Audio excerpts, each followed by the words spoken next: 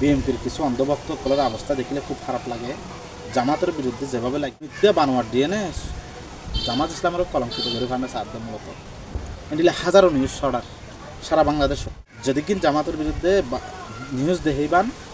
ইমবেকিন check করে সেবান একখানের দলের প্রমাণ পাওয়া যাবে। শেখ আহমদুল্লাহর ব্যাপারে একটা মিথ্যা নিউজ ছড়ার দে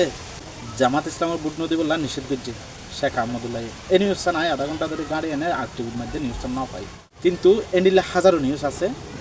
যা বিএনপি কলে বিভ্রান্তির লাই মানে বদনাম ছড়াই বললাই শেয়ার করে দেয় কারণ তারা দুস্থ নাই ক্যাঙ্গুরি ছড়াইব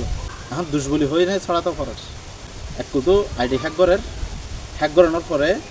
স্ট্যাটাসদের মায়াফিনদের ব্যাপারে খারাপ মন্তব্য করি আরেক কুতু বিএনপির যতগুণ নেতাকর্মী আছে কিয়ে জাড়ো মিছিল বাইরের কিয়ে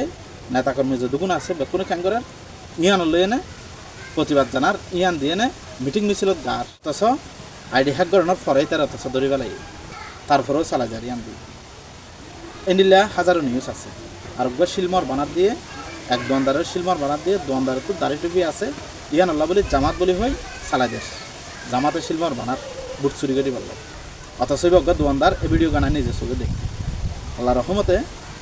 জামাতর দিন দিন জনপ্রিয়তা বাড়াত দেয় যতই সক্রান্ত করে আমার আল্লাহ উত্তম করে